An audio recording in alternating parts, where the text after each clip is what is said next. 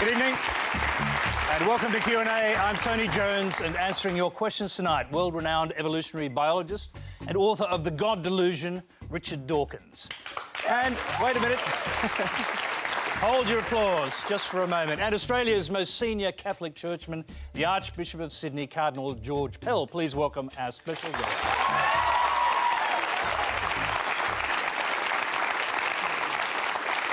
OK, Q&A is live from 9:35 Eastern Time and simulcast on News 24 and News Radio. Go to our website to send a question or join the Twitter conversation using the hashtag on your screen. And stay tuned for the chance to join Quanda Vote. You can register on your smartphone or smart device at the address on the screen. The address is quanda.vote, quandavote.tv, I should say. Our first question tonight comes from Naomi Roseth. At Easter, Australia's religious leaders invoke the name of God in order to preach peace, tolerance, political integrity, social and moral fortitude, all obviously positive and worthwhile values. My question is, in what way is the practice of these values dependent on an existing God? Is it possible for an atheist to be a peace-loving, socially responsible person? Richard Dawkins, let's start with you. Well, obviously the answer to that question is yes. I mean, that could hardly be otherwise. It is true that Christianity has adopted many of the best values of humanity, but they don't belong to Christianity or indeed to any other religion. I think it would be very sad if it were true that you really did need religion in order to be good. Because if you think about it, what that would mean would be either that you get your morals and your values from the Bible or the Quran or some other holy book, or that you are good only because you're frightened of God, because you don't want to go to hell or you do want to go to heaven. Now, as for getting your morals from the Bible, I very sincerely hope nobody does get their morals from the Bible. It's true that you can find the occasional good verse, and the Sermon on the Mount would be one example, but it's lost amid the awful things that are dotted throughout the Old Testament and actually throughout the New Testament as well, because the fundamental idea of New Testament Christianity, which is that Jesus is the Son of God who is redeeming humanity from original sin, the idea that we are born in sin, and the only way we can be redeemed from sin is through the death of Jesus. I mean, that's a horrible idea. It's a horrible idea that God, this paragon of wisdom and knowledge, power, couldn't think of a better way to forgive us our sins than to come down to earth in his alter ego as his son and have himself hideously tortured and executed so that he could forgive himself. OK, let's go to George Pell on that. Well, there's quite a few things that might be said. First of all, our tradition goes back about 4,000 years. So whatever these values are that we've taken over, we've got to go back a little bit of a distance. And it's interesting to look at pagan Rome before there was Christian influence. 40% were slaves. Men and women fought one another to the death in the Circus Maximus or the Colosseum. Women had no rights whatsoever. Infanticide was practiced regularly.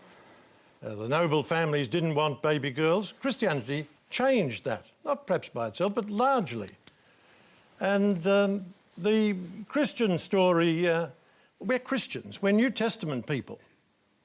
There was an evolution in the Old Testament, and there are some awful things there. It developed. The notion of God was purified as it went through the Old Testament.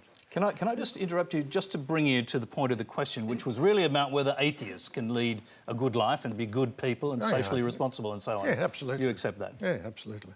I think it helps to believe in God because there's the Polish poet Milosz who says that the opium of the people today is the belief that they won't be judged by God when they die, that those who've committed great crimes, done awful things, are going to get away with it, and that the people who've suffered unjustly, had terrible lives, that's it. OK. Let's move quickly to our second question. It's from Claire Bonner.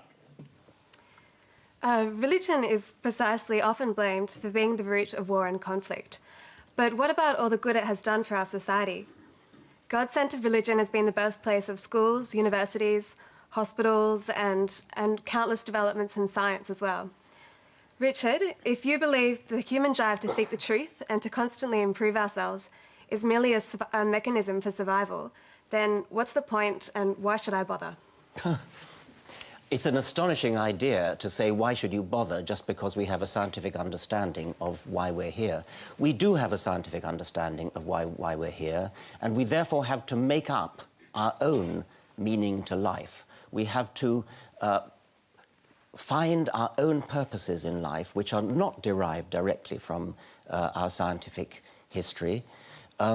When you say that Christianity has been responsible for a lot of good, including science, by the way, which is somewhat ironic, I think that most of the great benefits in humanity, such as the abolition of slavery, such as the emancipation of women, which the Cardinal mentioned both of, these have been wrung out of our Christian history without much support from Christianity. I, as an atheist, my friends as atheists, lead thoroughly worthwhile lives, in our opinion. Hey. Okay, my question for you today is, without religion, where is the basis of our values? And in time, will we perhaps revert back to Darwin's idea of survival of the fittest? Richard Dawkins, you can answer that and I'll bring in Cardinal Pell. I very much hope that we don't revert to the idea of survival of the fittest in planning our politics and our values and our way of life. I've often said that I'm a passionate Darwinian when it comes to explaining why we exist. It's undoubtedly the reason why we're here and why all living things are here. But to live our lives in a Darwinian way, to make a society a Darwinian society, that would be a very unpleasant sort of society in which to live. It would be a sort of Thatcherite society. And we want to, I mean, in a way, I feel that one of the reasons for learning about Darwinian evolution is as an object lesson in how not to set up our values and our social lives. George Pell. Well, it's interesting because I think in the space of about 2 minutes, Richard has said two different things. One of which is that science can't tell us why we're here, and then in the next minute, trying to say that it does. No, I said it can tell us why we're here. It can't. Well, I simply contradict you in that case. Well, what is the reason that science gives why we're here? Science tells us how things happen. Science tells us nothing about why there was the Big Bang, why there is a transition from inanimate matter to living matter. Science is silent on... we could solve most of the questions in science and it would leave all the problems of life almost completely untouched. Why be good? There are... why be good is a separate question, which I also came to.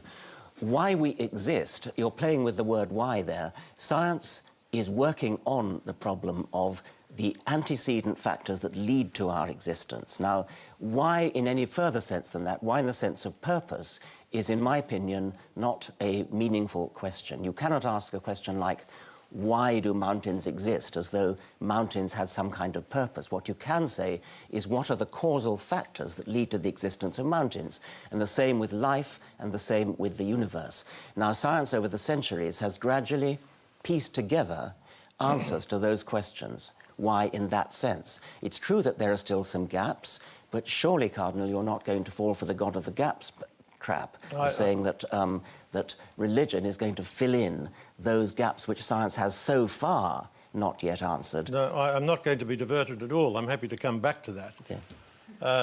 We will be coming back to it because I know there are questions that relate to some of the bigger issues you're talking about, but you can respond and then we'll move on to our next I hope I'll be allowed to. You certainly Thanks. will.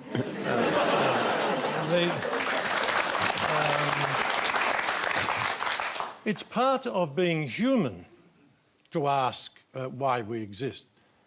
Questioning distinguishes us from the animals. It's to ask why we're here. I repeat, and this is a commonplace in science, science has nothing to say about that. As whatever it might say about mountains, it can't say what is the purpose of human life.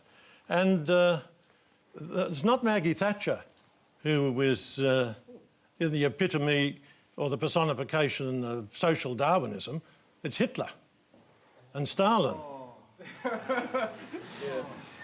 Because it's the struggle for survival. The strong take what they can and the weak give what they must, and there's nothing to restrain them. And we've seen that in the two great atheist movements of the last century. No, that's ridiculous. That is ridiculous. Nice unbiased audience you've assembled here, by the way. Right, let's clearly distinguish two things here. First, atheism had nothing to do with Hitler or Stalin. Stalin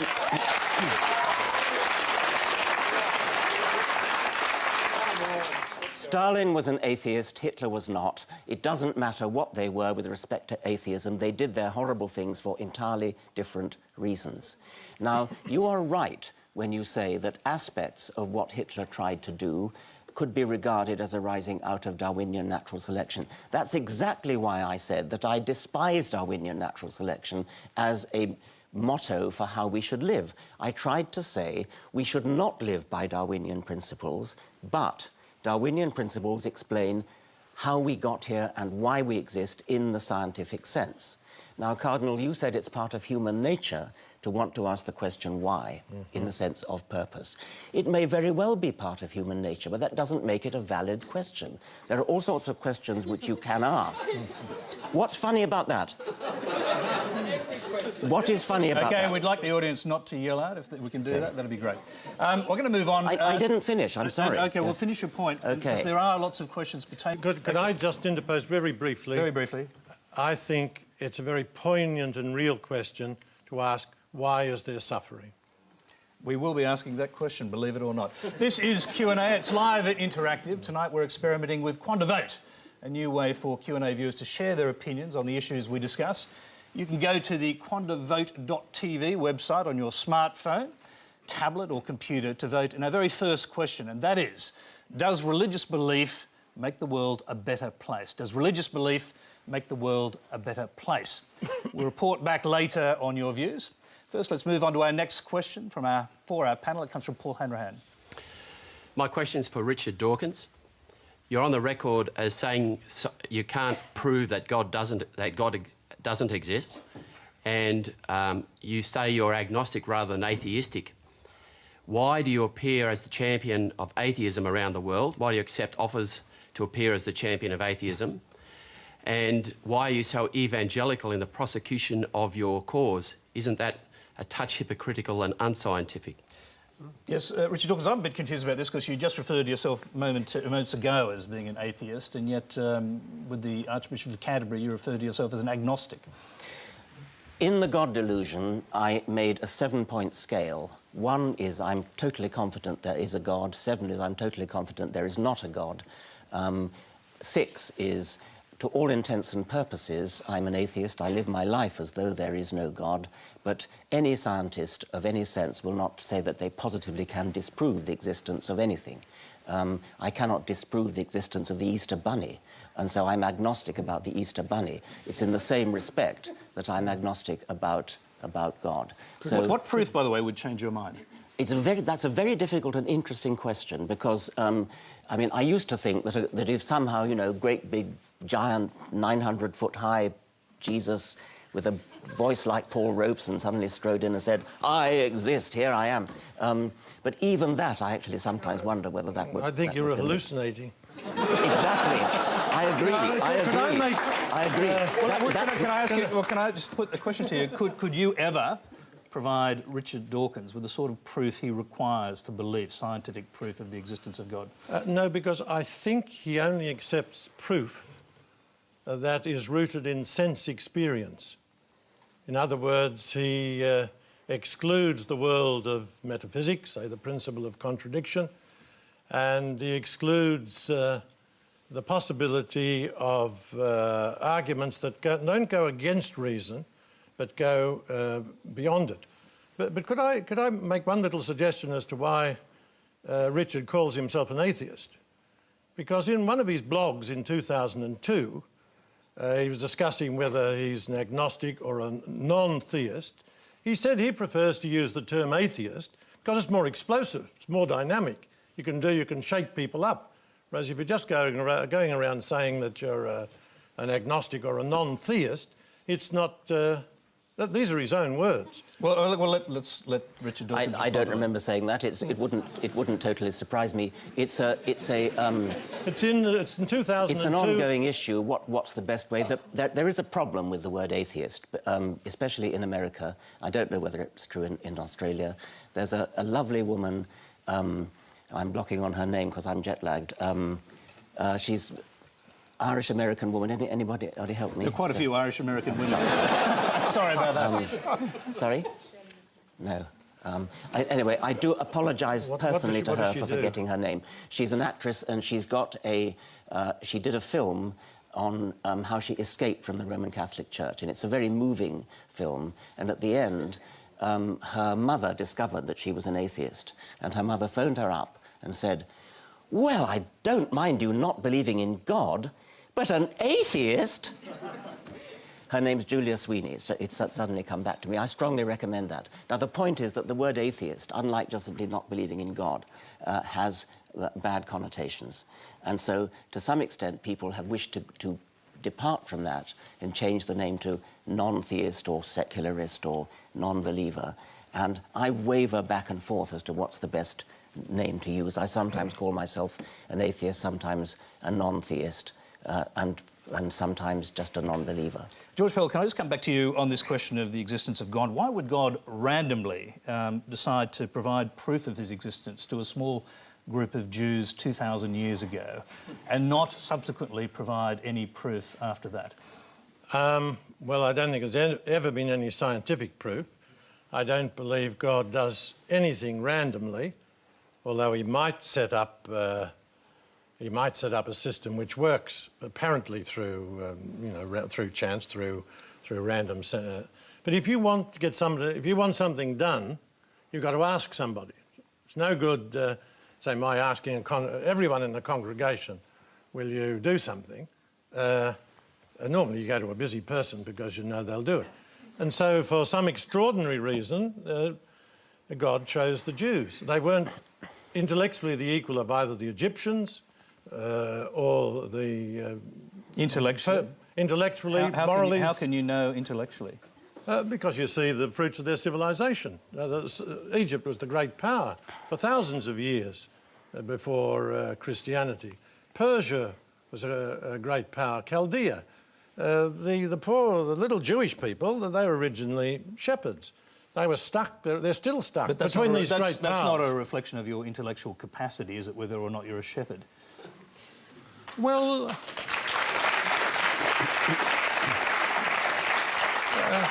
no, it's not, but it's a recognition, it is a reflection of your intellectual development.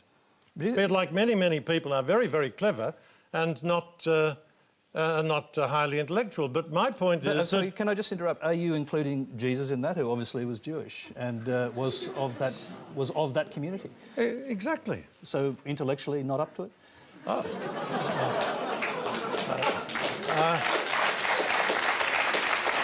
Well, that's a nice try, Tony. The people, in terms of sophistication, the Psalms are remarkable. In terms of their buildings and that sort of thing, they don't compare with the great powers. But Jesus came not as a philosopher to the elite. He came to the poor and the battlers. And for some reason, he chose a very difficult, but actually they are now an intellectually elite, because over the centuries they've been pushed out of every other form of work. Jesus, I think, is the greatest, the Son of God, but leaving that aside, the greatest man that ever lived. So I've got a great admiration for the Jews, but we don't need to exaggerate their contribution in their early days. All right, you're watching Q&A. Remember, you can send your web or video questions to our website. The address is on the screen to find out how to do that. Our next question is a video. It comes from Andrew Watson in Blackburn, Victoria. Question for Richard Dawkins. The Big Bangers believe that once there was nothing, then suddenly, poof, the universe was created from a Big Bang. If I have nothing in the palm of my hand, close my fingers, speak the word bang, then open my fingers again, still I find there is nothing there. I ask you to explain to us in layman's terms how it is that something as enormous as the universes came from nothing. Richard Dawkins. Well, obviously, you're not a physicist, and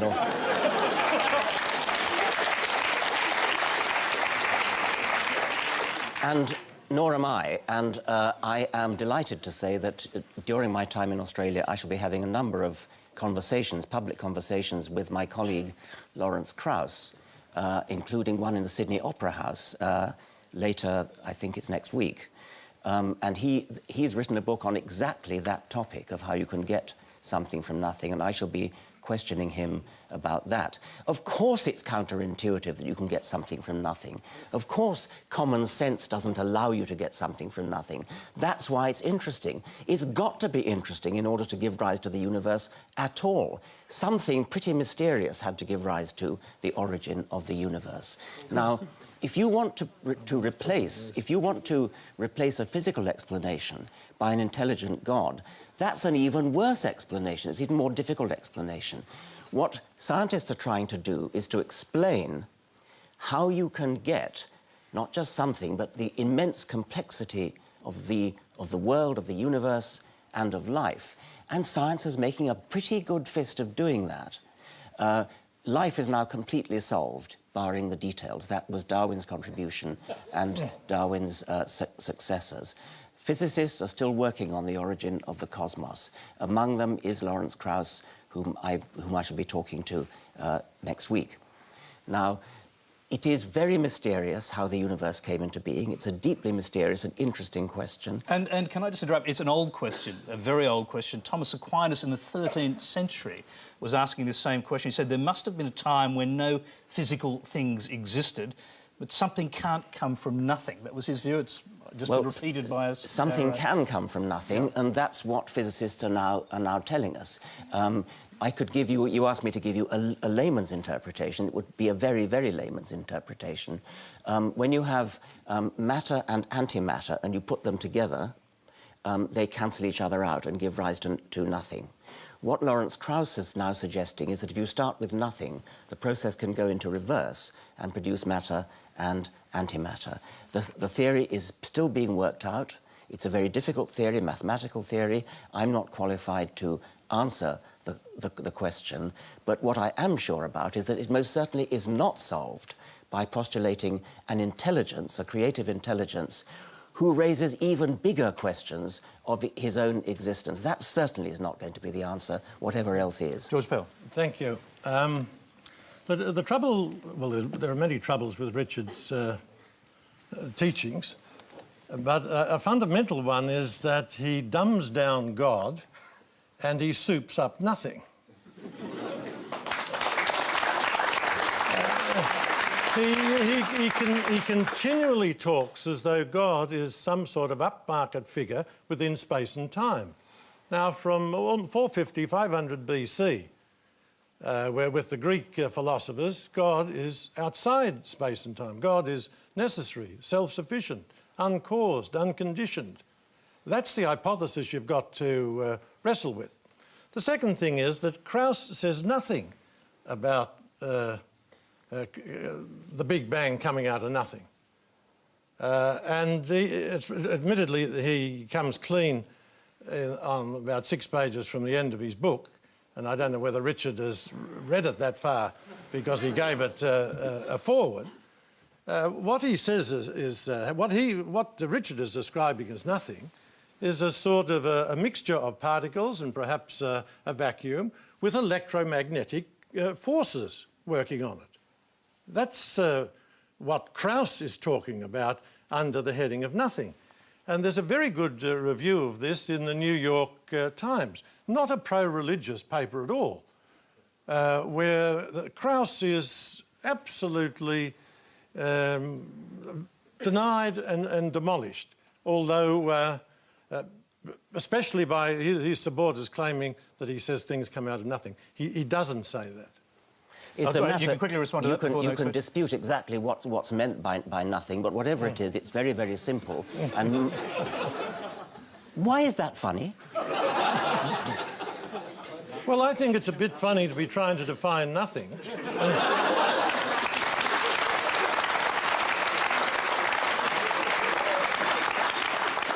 Well, can I put that to you as a question? Is it equally feasible, since you can't prove the existence of God, that the nothing you're talking about is in fact some creative force?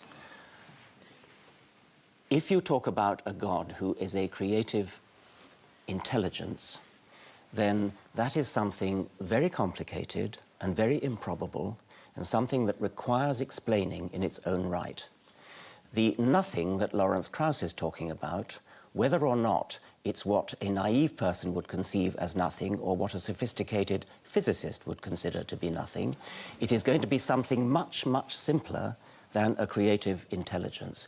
We are struggling, we're all struggling, scientists are struggling, to explain how we get the fantastic order and complexity of the universe out of very simple and therefore easy to understand, easy to explain beginnings. Lawrence Krauss calls the substrate of his explanation nothing. It's possible to dispute whether nothing is quite the right word, but whatever it is very, very simple and therefore is a worthy premise for an explanation. Whereas a God, a creative intelligence, is not a worthy substrate for an explanation because it is already something very complicated. And it's no good invoking Thomas Aquinas and saying that God is defined as outside time and space. That's just a cop-out. That's just an evasion of the responsibility to explain. That's just setting out what you want to prove before you've even started. OK, let's move on to a question. Let's move on to a question on evolution for Cardinal Peltz from Joe Blades.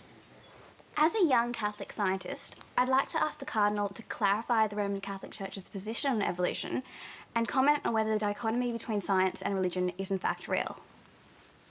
Well, science and religion are two different activities, and in the Catholic Church, you can believe to some extent what you like about evolution.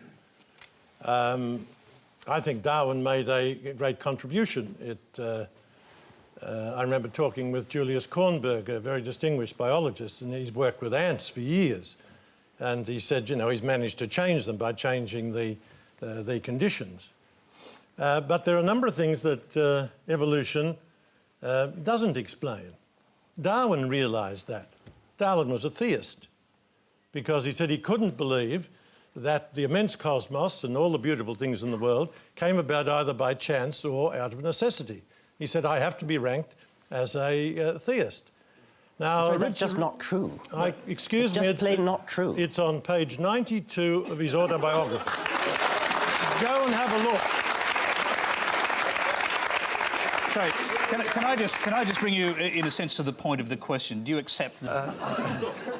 Something in the evolutionary story seems to have come before humans. A lot of people say it's Neanderthals. Can we say this? Humans, you accept that humans evolved from non-humans. So let me put this to you as a question. At what point in this evolutionary scale was a soul imparted to the humans from God? Look, a soul isn't... it's not like putting a spot of gin in a tonic.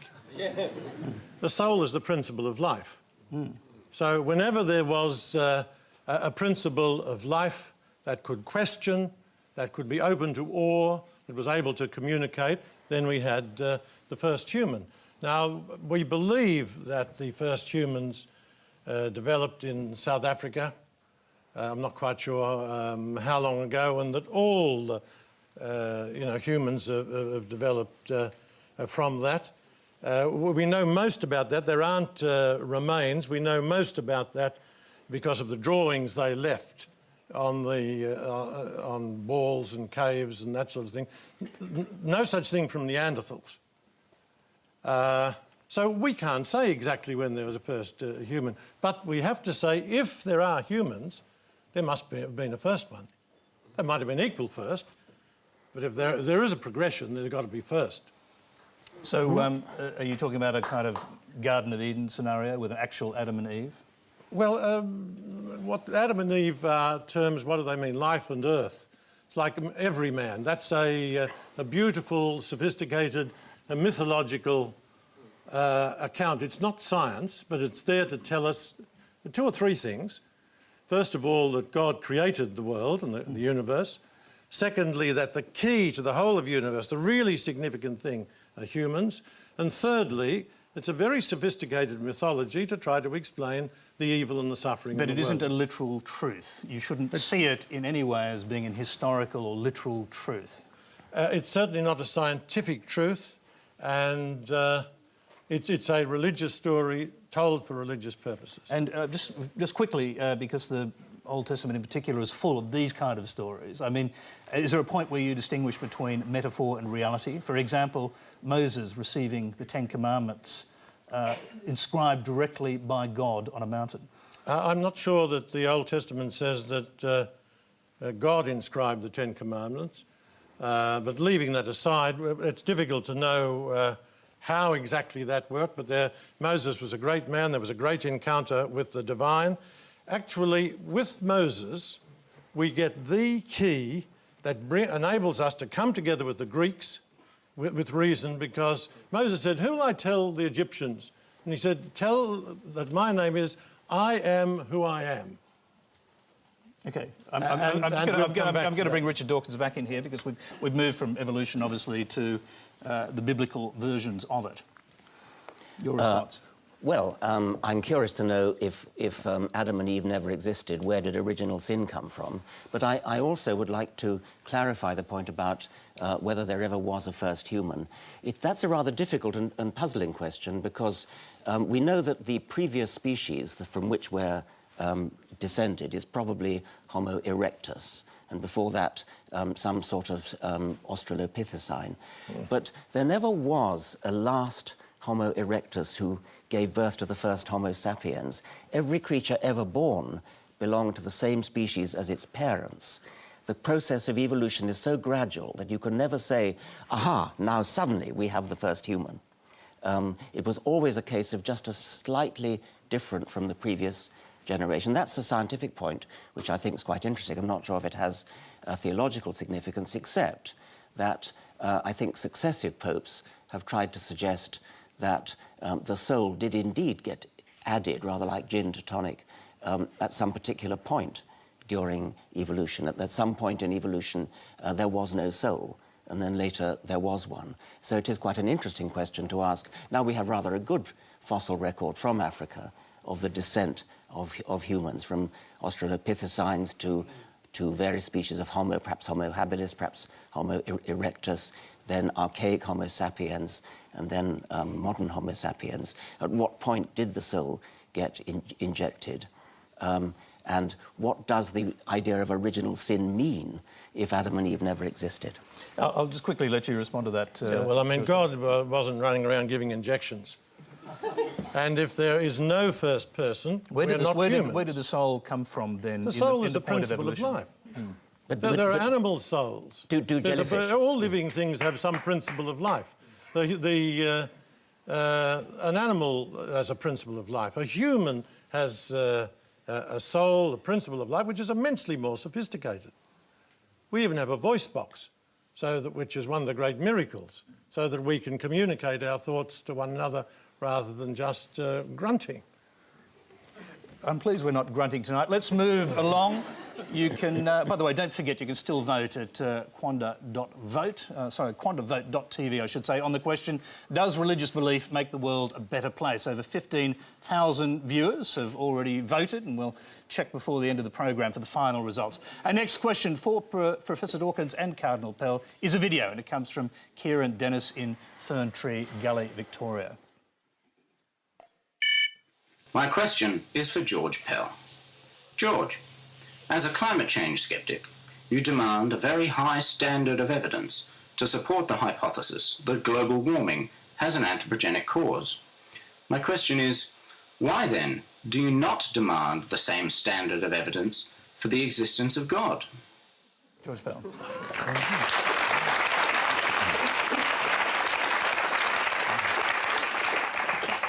I'm very, very happy to answer that. First of all, I'm not a sceptic about climate change. I grew up in Ballarat. The weather was always shy. I worked for years in Melbourne. If you don't like the weather in Melbourne, wait 20 minutes. Think of all the nonsense people like Flannery told us about years of drought here, and now we're coping with flood. So can I just clarify that you're a sceptic about global warming leading to climate change? I'm skeptical about the human contribution to dangerous climate change. I think that is not established. Is that because you're sceptical about scientific consensus? And is that partly driven by what scientists believe about religion? No, got nothing to do with it. On the weather question, I go on the evidence. When you come to talk about God, that is not a scientific question. The scientists concede that. It is a question that is open, I believe, to reason. You have to reason about the facts of science, ask whether you believe that the suggestion that random selection is sufficient, and also... It's a hard thing to say, but keep it brief. There's random genetic variation and non-random survival and a non-random reproduction, which is why, as the generations go by, animals get better at doing what they do. That is quintessentially non-random. It does not mean there's a purpose in the sense of a human purpose, in the sense of a guiding principle which is thought up in advance. With hindsight, you can say something like a bird's wing looks as though it has a purpose. A human eye looks as though it has a purpose, but it has come about through the process of non-random natural selection. There is no purpose in the human sense. There's a kind of pseudo-purpose, but it's not a purpose in the human sense of conscious guiding. But above all, I must stress that Darwinian evolution is a non-random process. And one of the biggest misunderstandings, which I'm sorry to say the Cardinal's just perpetrated, is that evolution is a random process. It is the opposite of a random process. A brief response to that, if you can. Yes, that is fascinating, because most evolutionary biologists today believe that the animal world is developing according to patterns, which we're starting to know more and more about them. And are you referring to intelligent design? No, I'm not. I'm leaving that right to one side. Do you believe in intelligent design? I believe... that there's an intelligent designer? I believe God is intelligent. No, but how we work... It's obviously a loaded question, but do you believe in intelligent design and an intelligent designer? It all depends what you mean. I believe God created the world. I'm not entirely sure how it works out scientifically. But I wonder, whether Richard believes that the order, the patterns we see in nature, whether they are real or whether they're an illusion. I'm going to leave that question They up in the are air. real. All right. OK, that's a quick answer. Let's go to our next question. It is a video. It comes from Matthew Thompson in Toowong, Victoria. I'm an atheist. What do you think will happen when I die, and how do you know? George Pell, we'll start with you. You ought to be an authority on this, I imagine. Well, I know from the Christian point of view, God loves everybody, that every genuine motion towards the truth is a motion towards God. And when an atheist dies, like everybody else, they'll be judged on the extent to which they have moved towards goodness and truth and beauty. But in the Christian view, God loves everyone, except those who turn their back on him through evil acts. Oh, so atheism not an evil act? No, not well. No, I don't. In most cases, it's not. So there are many honest well, atheists. I mean, I guess to get to the point of the question, I suppose. I mean, he may be having a little wager here, but is it possible for an atheist to go to heaven? Well, it's not my business. No, but well, you're the only authority we have here. I would say certainly. Yeah. Certainly. And just on the subject of heaven, if we can, what is your own concept of what heaven is? Well, even St. Paul was severely agnostic, but one way in which the Christians differ from the Greeks believed in the immortality of the soul. We Christians believe, with one section of the Jewish people, in the resurrection of the body. So, in some sense, we will be there as continuing persons. In some, with a new heaven and a new earth, with all the good things that we've done will be incorporated into the new heaven and new earth. How it'll work out, I don't know, because I think physically and morally and intellectually we're at our peak at different stages in our life. How it'll work out, I've got no idea, but that's the general outline of Christian teaching. You believe, you think about it as a kind of collection of individual souls. In fact, obviously billions and billions of individual souls with their own personality existing in some galactic space. I think that's a traditional, well, that's certainly the traditional Christian view. It's the view that I accept, and it's also the view of some of the Jews. Richard Dawkins. Well, the answer to the question, what's going to happen when we die, depends whether we're buried, cremated, or give our bodies to science. Can I say this? If you're actually an agnostic and you keep aside this small portion of your brain for subsequent proof, I mean, you might get presented with that proof when you die. The brain is what we do our thinking with. The brain is going to rot. That's all there is to it. I'm intrigued by the cardinals saying that the Christians believe you're going to be resurrected in the body. I mean, that's an astonishing idea, and I don't believe you really mean that. And I think, just as I don't believe you really mean that the wafer turns into the body of Christ, you must mean body in some rather special sense. Mr. Dawkins, I don't say things I don't mean. Well, then what do you mean? I'll tell you. And I've just explained what the bodily resurrection means to the extent that I can understand it. I certainly believe that when the words of consecration are uttered, that they become the body and blood of Christ. Now, I've had a little kid come up to me when that was explained and say, can I have a look in the chalice to see if it's turned to blood? And of course it hasn't. We don't believe that. It's not against reason. I believe it because I believe the man who told us that was also the Son of God. He says, this is my body, this is my blood. And I'd much prefer to listen to him and take his word than yours.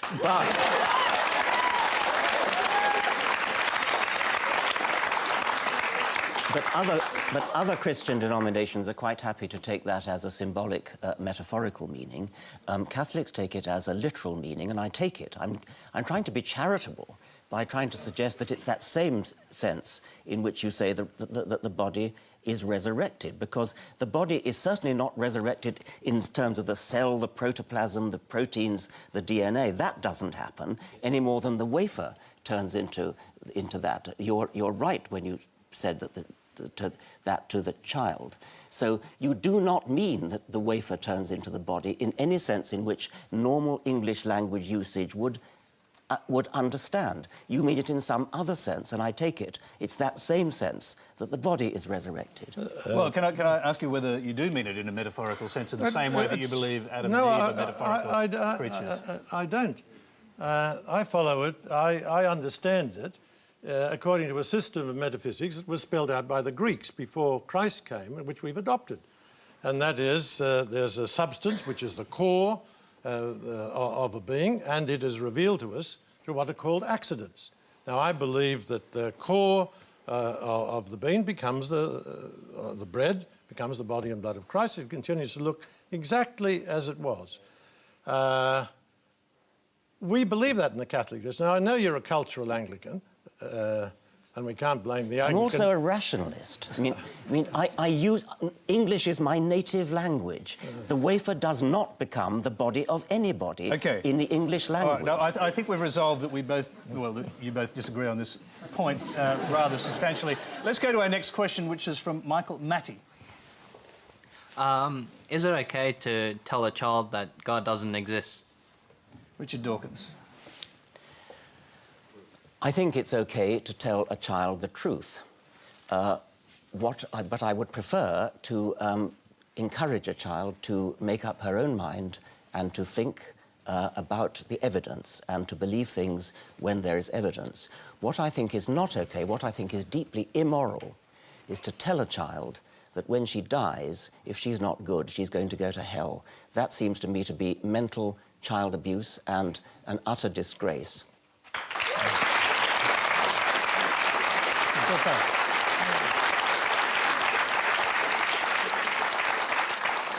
I remember when I was in England, we were preparing some young English boys. They're from very... preparing them for Come on. Thank you. Preparing them for First Communion. And they were very patriotic young lads. And one of them announced very breezily to me that he didn't believe in hell.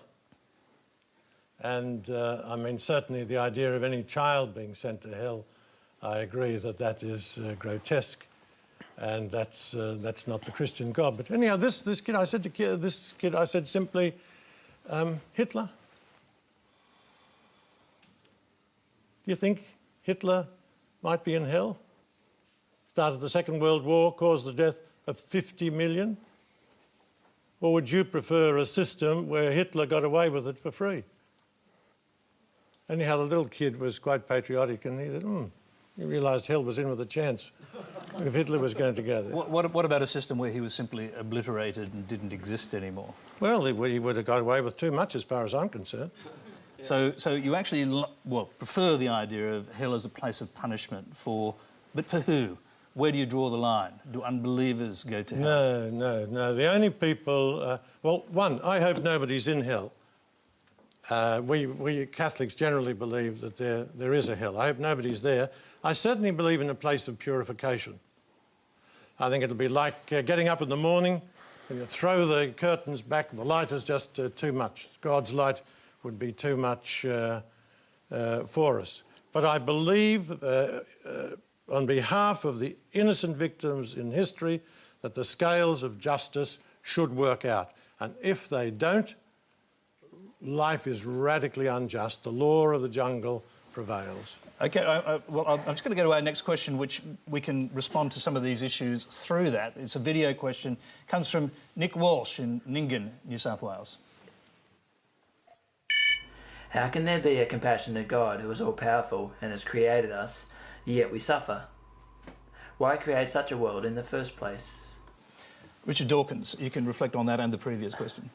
Well, it's hardly my business to say how could a compassionate God like that exist. Darwin himself said it was impossible for him to believe in a God who was capable of creating such suffering. He actually was talking about suffering in the animal kingdom. Do you assume that suffering is a natural part of the human condition? It's a natural part of the living condition. It's a natural part of Darwinian natural selection, which is one of the reasons why I was so keen to say that I didn't want to live by Darwinian principles. There is massive amount of suffering in the natural world, a huge amount of suffering, and it seems to me that's an almost inevitable consequence of Darwinian natural selection.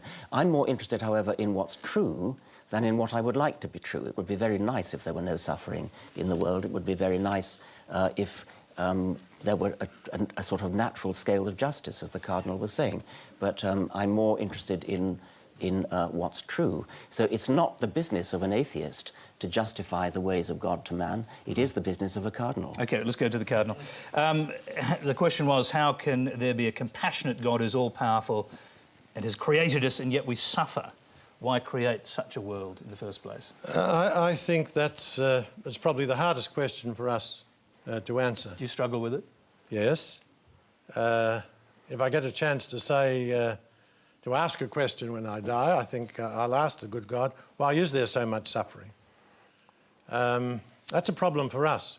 I think the greater problem for, and I'll come back to the question because it's a very good one. That's the heart of what we're about. I think it's a much greater problem for the atheist to explain why there is goodness and truth and beauty. Our problem is to cope with suffering. Now, one of the unique, I think, well, certainly special features of Christian teaching is the value of redemptive suffering. And that is the significance of Christ suffering with us and dying on the cross. And that helps people. My first Easter after I was a priest, it was in the hills in Italy. Very sad village. All the men were away in Germany or Switzerland getting big money, home only for 3 weeks a year. And people were coming to confession, coming for consolation. I was even wetter behind the ears than I am now. I didn't know what to say. And eventually I said to someone, well, look, Christ suffered too. Christ had a bad run. Christ died on the cross, and we believe that through his suffering, good will eventually triumph. Can I take it to a bigger level than that village, to the Holocaust, to genocide, to famine? If there is an omnipotent and all-powerful God, why does he let these things happen? That's a very good question, but if God is going to allow us to be good, he's got to give us freedom. There's no alternative to that. But he chose to intervene at different times in history to save the Jews when they were going over the river Jordan. I mean, there are many times when apparently God has intervened in biblical times. Why not now? Well, that's, I think Revelation is complete. That's a mighty question. He helped probably through secondary causes for the Jews to escape and continue. It's interesting, through these secondary causes, probably no people in history have been punished the way the Germans were.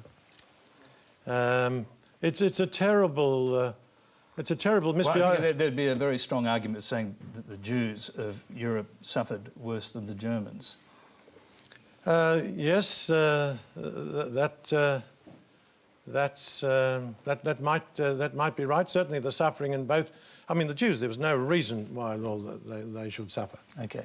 I'm just going to... We're running out of time. I'm going to go to another question. It's on a different subject from Anita Wu. Jesus preaches, love thy neighbour as thyself. So, Cardinal Pell, how can you be against giving our gay neighbours marriage rights when equality and respect are the fundamental foundations of loving and spreading love?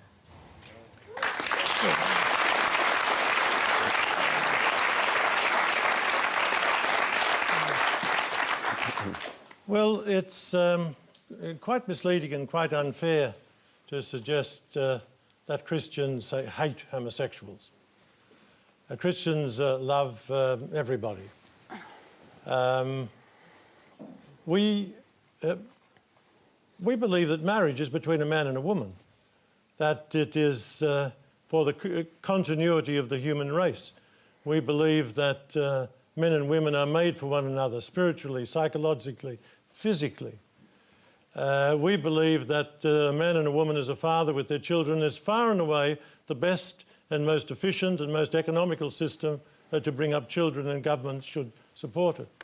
For a homosexual couple to have a union, well and good. There's no reason why that can't be. Can I just interpose a quick question on this? We are running out of time. I mean, do you believe that homosexuality, since it's not a question of choice, is part of God's natural order? Oh, creation's messy. I think it's the Oriental carpet makers always leave a little flaw in their carpet because only God's perfect. But you're suggesting that homosexuals are flawed human beings? Not necessarily. But what I am saying is I don't think homosexual activity is simply the result of genetic makeup, because we are free. We can control our instincts, and like heredity and environment, a lot of this practice is learned. But whatever about it, We've got to try to support these people, show compassion. The Catholic Church has a great record there. We look after more HIV sufferers than any other non-government organisation, but we don't believe it's possible to have homosexual marriage. I'm going to... we're almost out of time. We've got time for one more question that both of our guests can answer. It's from Catherine Chen. As an atheist, Professor Dawkins, do you believe that believing in God for emotional support should be allowed even temporarily? Research has proven that people who believe in God has a better chance of surviving terminal illnesses such as cancer, as well as living longer when they go to church. So do you think that believing in God is beneficial for our well-being, even if God is an illusion? It's perfectly possible that, as you say, believing in God has beneficial effects upon health. It's possible that you're less likely to suffer a duodenal ulcer or something of that sort. But I do have to stress, I mean, that's an utterly trivial argument compared to the truth of whether the God actually exists or not. I mean, that's a really big question. It's an important question, one that the Cardinal and I would agree on. And if there is some minor benefit to health one way or the other, the evidence is not good, by the way, but even bending over backwards to suggest that the evidence is there, that psychosomatic illness may be healed, may be alleviated somewhat by belief in God. Psychosomatic medicine is well known. Placebos work. If God is simply a placebo, that's fine. But I'm interested in whether he's actually there. OK, Cardinal Pell, final word, actually. Yeah, so am I. It's a question of truth. Christians don't present God as like Santa Claus, something that a myth that's useful for children. And believing in God and being a Christian cuts both ways. More people were killed for their Christian belief in the last century than any other century, probably than all the other centuries combined. They died on principle to be faithful to Jesus. So we might get some benefits. We mightn't get ulcers. We might live a bit longer. That might have much more to do with our heredity. But we follow Christ because we believe it's the truth. I think it does bring a peace of mind. It does help us. But sometimes it gets us into... my life would be much simpler and much easier if I didn't have to go to bat for a number of Christian principles. Have you ever regretted that you do? Sometimes I wonder. Seriously? No.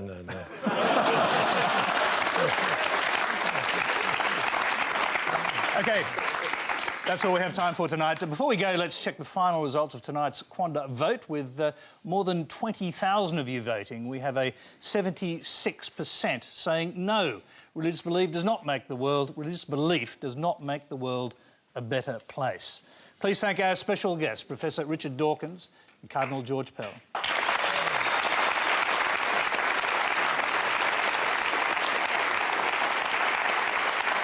And next week on Q&A, we return to worldly matters with Attorney General Nicola Roxon, the manager of opposition business Christopher Pyne, international human rights lawyer Jeffrey Robertson, humanist, philosopher A.C. Grayling, and Middle East analyst Lydia Khalil. Until then, good night.